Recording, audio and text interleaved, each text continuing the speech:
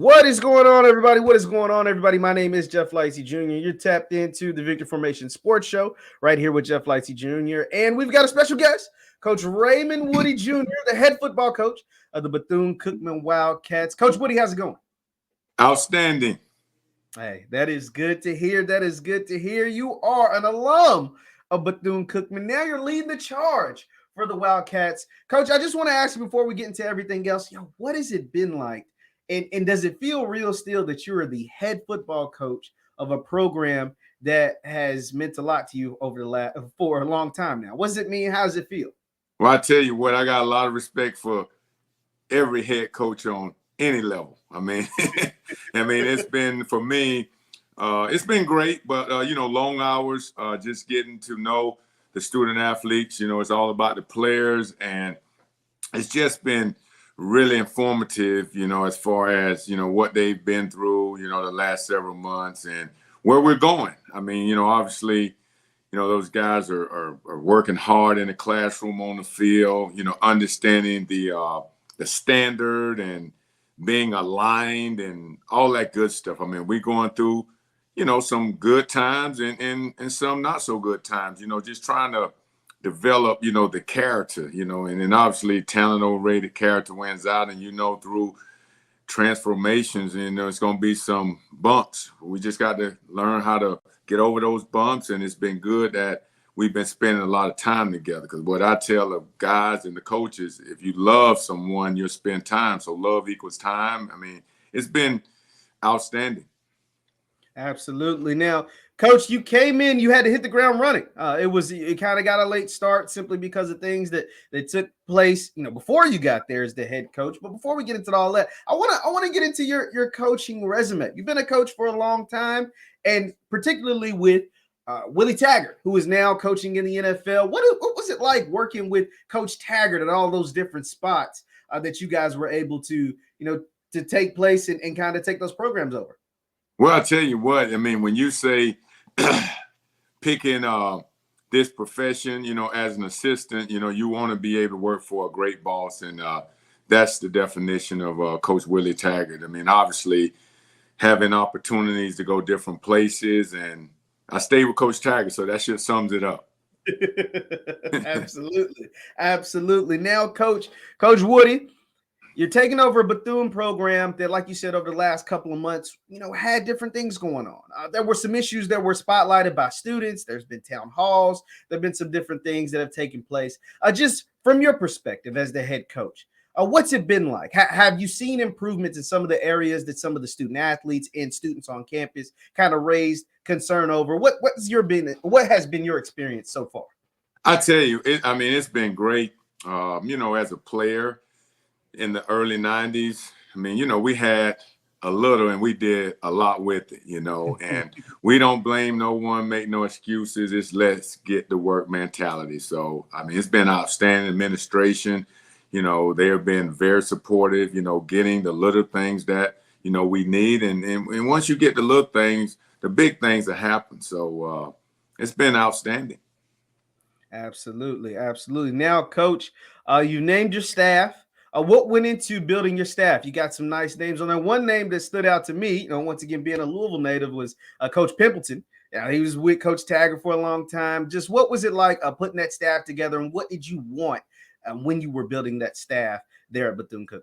Well, number one is loyalty. Obviously, Coach Pimp and I, we've coached several years together under Coach Taggart. And, Coach always said, and I truly believe this, it's loyalty. You want loyal guys, and you want to take your time. You're not necessarily go out and get guys with the big names, with the sexy, resumes, and a lot of times I think as head coaches, we get caught up into that. And I wanted good mentors, and I wanted to make sure that, God gave me the energy to, take my time, to do my research, and to get great mentors. Because, these kids, they need really good mentors.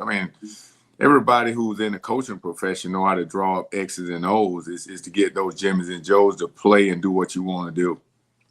Absolutely. Absolutely. Now, Coach, what has it been like with the guys? Like I said, you got a late start. Some of them may have thought they were going to play for another coach. Now they got Coach Woodie. Just what has that interaction between you and the players been like so far?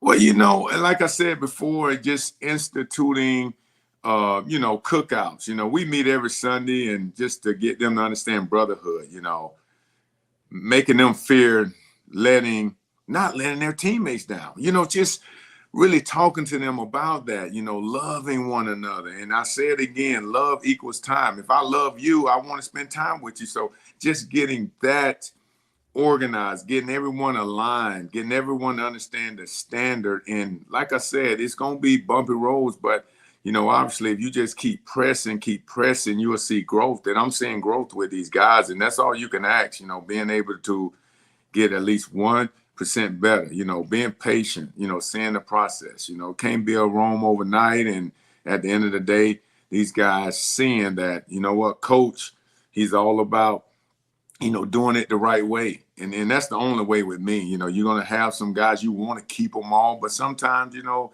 it may not work out that way, but you have to stick with the standard. And it's been really, really good so far, and it's going to continually get better.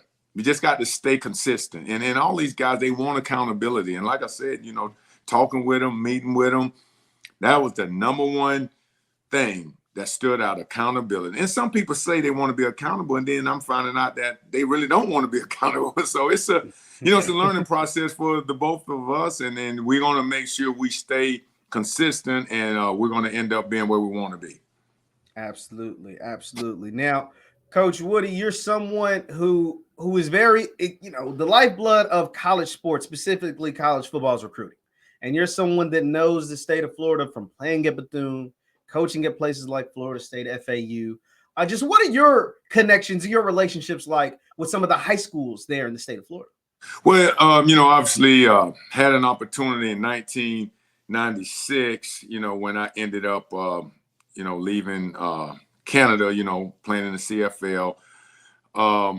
God didn't want me to be a professional football player all my career. And I understand that. And, being a mentor, I always wanted to be a coach. So I ended up getting my start at my alma mater, Pelham High School. And as a defensive coordinator, I had an opportunity that next year, 1997, to be the youngest coach in the state of Florida at the age of 23. And wow. Had a chance to maneuver around the state, around the country, just to go to coaching clinics, playing against several people. And when you develop relationships and when you're honest and when you're consistent, people remember that. And that's one of the big components of being, in my opinion, successful recruiter / coach. It's all about relationships. And over the years, I've always stayed in contact with not just the people who knew me, but the people who didn't know me and got an opportunity to get to know me, So a lot of those guys are still coaching. So, when you go in their school, they're going to say, hey, that's Coach Woodie. He's a guy that's consistent. He's sincere. He's a man of his word. And that's what I can tell, young coaches, old coaches, the success I've had, just being consistent, being sincere. They don't want guys that tell you one thing and do another, because at the end of the day, number one thing these parents want is what? Safety. They want to feel comfortable with the coach that they play for, the coach that's recruiting them. Absolutely. Absolutely. Now, let's get into spring ball. You guys have spring game coming up in April. You got spring ball starting up right around now. What goes into a spring football season for a first-year head coach? What are some of the things that you're looking to implement and get your team getting going on for this spring for these 15 practices? Well, just buying in, whatever we're doing, offense, defense, special team, just buying in, getting them to understand the straining part of it. We're going to coach you, and we're going to coach you on the run. We only get, 15 practices, and we're going to make sure that our philosophy, as everyone is starting to know, smart, fast, physical, and aggressive. And everything we do has to be smart, whether it's in the classroom, on the field, outside the classroom. And then, we want to be fast. We want to be Daytona fast. We want to be fast, physical, and aggressive. So at the end of the day, it's really exciting for us new coaches with new players, obviously, right? So, evaluation, we want to evaluate them on the 5 A's: alignment, assignment, adjustment, alert, and then the attack. And it's a lot of things go up under attack, straining, finishing plays, so it's exciting to be able to grade them every day. And we always tell them, you got to work, because we're going to bring guys to come in and take your spot. That's the real world. And that's going to motivate them to either do it or not. And everyone to get evaluated, including the coaches. So, I'm in this position where I evaluate the coaches first and then the players, and just seeing what we have, because a lot of times you want to come in with different techniques and fundamentals, but obviously going to be the same. But when you're talking about scheme, whether it's a spread, 22 personnel, 3-4, even front, 3-3 stack, you got to have the personnel, right? I mean, you can only do what your personnel allows you to do. So that's what we're going to do. We're going to evaluate all aspects that I just mentioned and come out of spring with, solid guys that we can go in the season and surprise some people. Absolutely. Now, for someone who played at Bethune-Cookman and now you're the head coach, how has the community received you and your family since you've been back at Daytona Beach? Well, you know what? It's funny you asked that, because, when you get a lot of people coming around, I'm telling you, when I get to work, I tell the guys, we don't just show up to work, we got to go to work. And from the minute I get to work, I'm working, whether it's working with the players, working with the coaches, working with alumni, working with, faculty and staff that's not alumni. It's been awesome. And, I did a Zoom with a lot of the former players, and I just said, hey, you know what? I want to introduce myself, because probably a fourth of you guys I probably heard of but don't know. And I tell you, that was like, it was big time, because, people are pouring out to help. And sometimes you look around, it's like, man, who is this person? You say, wow, I didn't realize it was going to be like this. So it's just been exciting. And I appreciate everyone who's been supportive thus far. And, we're going to have, tough times. We're going to have good times. But, the real ones, I really feel like they're going to be there through the good and the bad. And right now, it's been all good. Absolutely. Now, Coach, Bethune-Cookman historically has had great football teams, but recently they fell on hard times. What is it going to take from you, your staff, and your team to right this ship, to get it where it needs to be going? Yeah, it's just going to be consistency. Like I said, I respect and know those coaches before me and got a huge amount of respect. Coach Sims, the Wides of the world, Larry Little, all those guys, man, they did something special here. And again, with COVID, I mean, it's a lot of different factors that happens from day to day. But you know what? They don't want to hear. It's a production world, and we just have to be consistent, because, at the end of the day, you watch film, you evaluate film from the previous year. Those guys was right in the game. We just want to finish. And that's what it is, because I tell you, I respect, again, every last head coach that ran this program and that was a leader of the program. And I'm just fortunate enough to be in this seat, and hopefully we can get this thing going. Absolutely. Now, Coach, you're someone that's been in college football for a long time, and you already said you're going to use this springtime to evaluate your coaches and players. What are your thoughts on the transfer portal, and how do you think that can help you when it comes to making those evaluations? And you said bringing in guys, they're looking to replace the guys that are already there. Right. Well, at some point, you have to think about where you're at in your program and risk versus the reward. And what we want to do, as a leader here, I want to build a program the right way. And I don't want to go out and just try to flip the roster with transfer portals. Now, the guys that we're going to need to fill holes with, they're going to be guys that's going to buy into the program. That's why when you go out and recruit guys in the transfer portal, junior college, high school guys, you got to find out three things. Number one being the character. Number two, being the ability of them. And number three, obviously, are they good students? And, you don't want to spend all your time on one player if they're not buying into your program. We don't want to tear up that locker room. Right now we're in a good spot. We want to get the guys that want to be here. The whole motto, talent overrated, character wins out. We can find some good guys, from transfer portal, from junior college, and also high school that can come in and fill some holes. Because, at the end of the day, I have the team that God has blessed me to have, and we want to make sure we try to keep all of these guys that's remaining on the team. But it's some needs that, we're going to have to go out and get, and we just got to be real smart. Again, they go to that philosophy. You got to be smart, and that goes for the coaches too, who you're going to bring in your home. You don't want to bring someone in that's going to tear up the home. You want to bring someone in that's going to enhance and create that brotherhood mentality. Absolutely. Now, Coach Woodie, let's get into who is Coach Raymond Woodie. Let's take it back to when you realized that you were going to become the next head coach of Bethune-Cookman Wildcats. What was that conversation like with your family? How did they react to knowing that their dad, husband, whoever was going to be a head football coach, not just a head football coach, but at his alma mater? The family? Yeah. What was the family like? What was the thoughts? Were they excited? Was they kind of, what was going on? They were ecstatic, because I've always, dreamed about being a head coach at the collegiate level.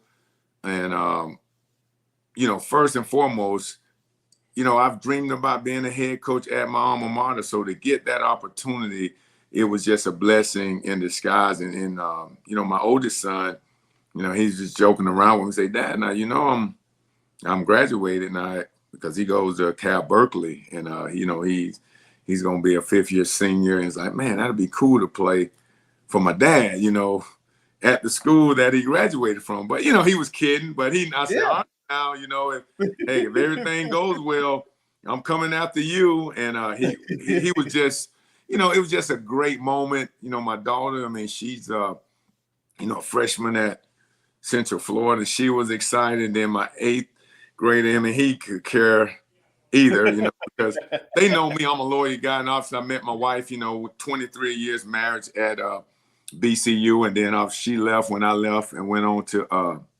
Canada, and she graduated from the University of South Florida. But I tell you, they was really happy because 2 days prior of BCU offering me the job, I was headed to be like the associate, under Stan Drayton at Temple.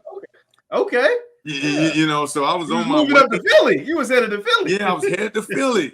And it was like, Dad, we know you are a lawyer guy. What you gonna do? And I said, guys, my mom, dad, they're still alive. Obviously my wife and my kids. And it was like, hey, it's no way you turn down. I don't care what it is. A head coach on any level at the collegiate level, you have to take that.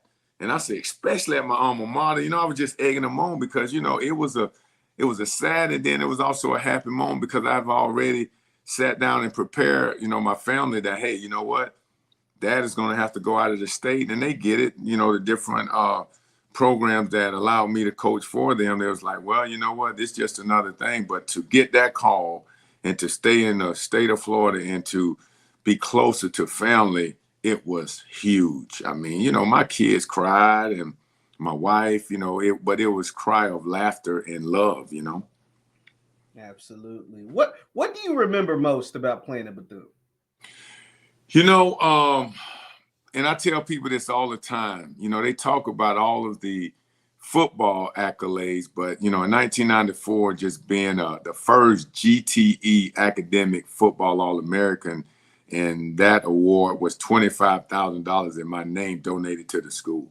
I mean, and that was just the definition of a student athlete. And that's how my home was. My mom and dad, 50 years, they're married, they're still living. They always preached the education. Dad, a retired store manager, 40 years, never missed a day.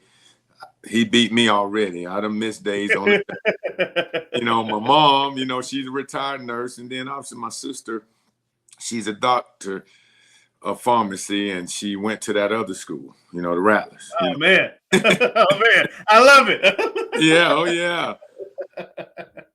That is awesome. That is awesome, Coach. Now, outside of football, what are some of the things that, when you're not Coach Woodie, when you're just Raymond Woodie, what do you like to do? What are some of the things you enjoy? What? I enjoy spending time with my family. I like to read. you know, and obviously fellowship and with the saints. You know, I mean, I love going to church, collaborating.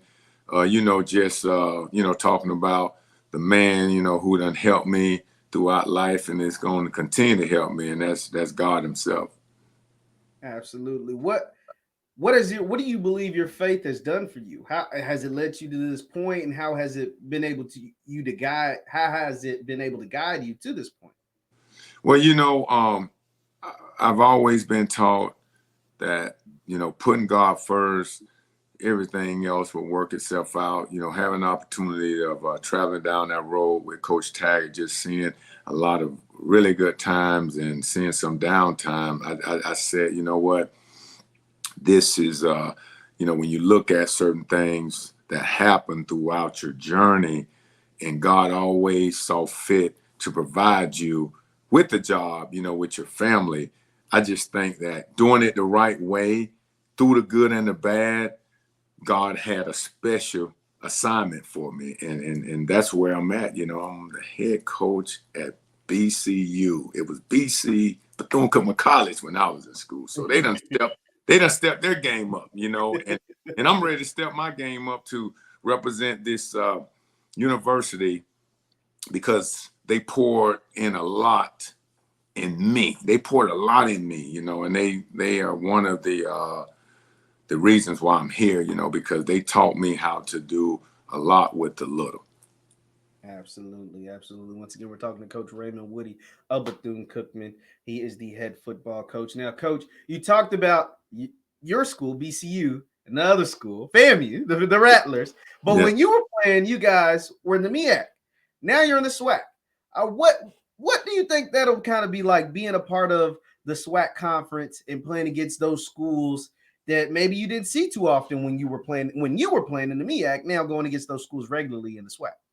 It's gonna be exciting. I tell you, you know, Willie and I are really good friends, and then, you know, obviously the different coaches around the SWAC. I mean, really good football coaches, you know, and they're gonna do really well as long as, you know, we all stay aligned in what we say we're gonna do, and that's helping historically, you know, Black university colleges where a lot of the guys came from, you know, and it's just going to be exciting, you know, and again, you know, you want to win the right way, and obviously on the downside, you want to lose the right way, but we're not expecting to lose, you know, we want to win everything we do, but I'm excited for that opportunity to compete in this way.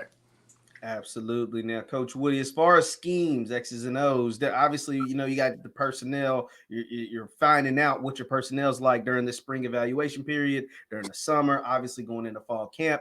But from a fan perspective, is there a type of offense that you're looking to run? Is there a type of defense that you're looking to run? How do you want your team to be perceived throughout the SWAC and throughout the country? Well, again, smart, fast, physical, aggressive. I mean, right now, you know, obviously, The physical and aggressive part stands out a whole lot when you say that, because the physical and aggressive, like, that sounds like a hard-nosed team, like it's gonna hit somebody in the mouth. Oh yes, sir. And we got the coach, and either you're gonna deliver the punch or you're gonna receive it, and we want to deliver the punch, you know, and we got to make sure that these guys are highly motivated to go out and execute their assignment, and that's what I want that team to look like. You know, as far as scheme, you know, we want the KISS method, keep it so simple on all aspects, you know, offense, defense, and special teams. So, you know, just to tell you some of the things that we're going to be able to do, I don't know yet, because, I mean, some of the guys are running around, they look pretty good in shorts, but the game is not played in shorts. Yes, sir. Absolutely. Absolutely. Coach Woodie, man, I cannot wait to see what the product you're able to put out there on the field. I know the folks at Bethune-Cookman are excited about the future of the program being led by one of their own. Before I get you out of here, Coach, I want to ask you, just, you know, as far as putting it all together, what would a successful first season? Now we're still in the spring. There's a long way till September, right? August, September, when you start playing games. But as far as in March, if you could just envision, what would a first successful season at BCU look like for Coach Raymond Woodie and his team? I would say the ones who's supposed to graduate, all graduate. And then obviously just winning games and taking one step at a time. And, we want to win obviously off the field as well, So that's what I see a successful team looking like. And, when the graduation is improving in all aspects, APR, the wins, and then obviously the character part of it. Absolutely. Well, once again, this is Coach Raymond Woodie, the head football coach at BCU, the Bethune-Cookman Wildcats. Coach Woodie, I appreciate you taking some time out of your day, spending it with me. Thank you guys for tuning in. Once again, this is Jeff Lightsy Jr. with the Victory Formation Sports Show right here on Jeff Lightsy Jr. YouTube, Facebook, and wherever you get your podcast. Thank you guys for tuning in, and we will see you next time. Peace.